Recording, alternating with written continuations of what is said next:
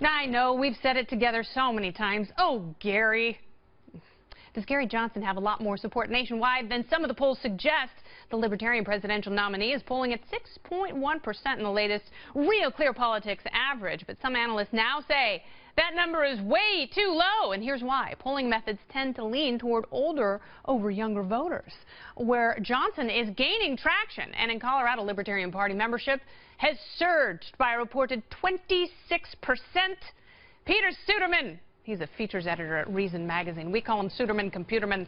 Let's crunch this data. Peter, welcome back.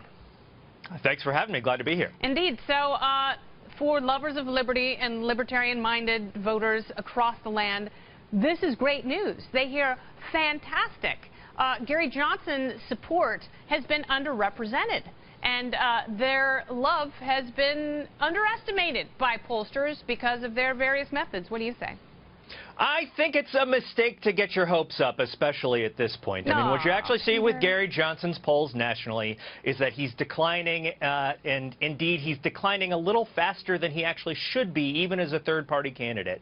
This is basically what always happens to third-party candidates is people are looking at them in the summer, and there's more support for them in the summer, and then as we get closer to the election day, the support tends to decline. And so you've seen him drop from about 9% in August to about 6% now, and that's actually an even steeper drop than third-party candidates would normally have dropped historically. So there's kind of two stories here, though, that are going on. One is that Gary Johnson is underperforming a little bit relative to where he was during the summer. The other story, though, is that the Libertarian Party is on track to do better than it ever has before, better than any third party since 1996. And if it gets 5% in the national polls this year, then it's going to be in a really interesting position where it will be officially listed as a minor party, have to make some big decisions about whether to take public election money. Yeah. And so, you know, on the one hand, you've got Gary Johnson isn't doing well as I think he might have done, and as people were hoping a couple of months ago. On the other hand, the LP is actually doing much better than it ever has before. No, that's true. And I think if Gary Johnson had these numbers in 2012, the Libertarian Party would have been doing backflips. Now this year, because there is so much disgruntlement with the two major party candidates, you have a lot of voters looking elsewhere. The Libertarian Party being on the ballot in all 50 states is a natural place for people who want limited government and more control over their lives. Now, unfortunately, Gary has had a few unforced errors, but also he has had the liberal media and the Republican machine aligned against him in a way that no other Libertarian candidate has ever had.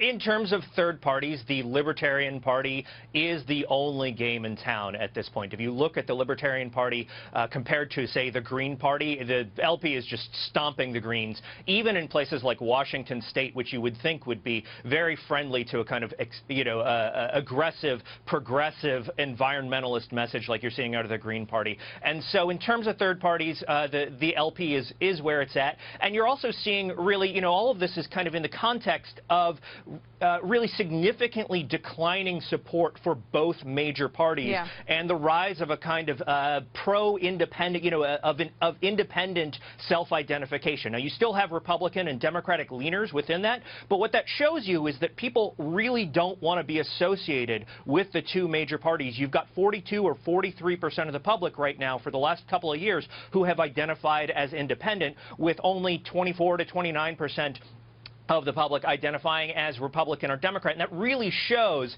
how disfavored and how disliked the two major parties are. Yeah, and if ever there was a year for receptacle to sop up all that grease from both slippery parties, this would have been it.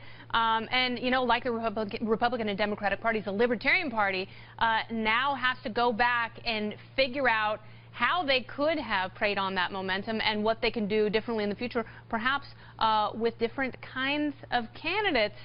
We will only see what 2020 holds. And November 8th, of course, 15 days away. Oh, can't get here soon enough. Peter Suderman, thank you so much. Thanks for having me. Indeed.